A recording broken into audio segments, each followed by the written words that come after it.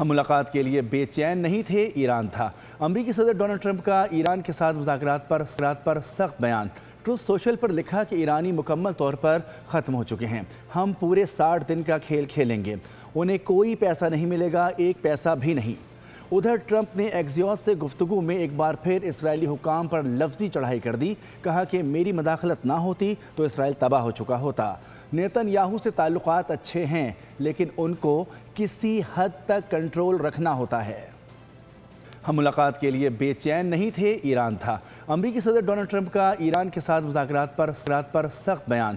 Truth social پر لکھا کہ ایرانی مکمل طور پر ختم ہو چکے ہیں۔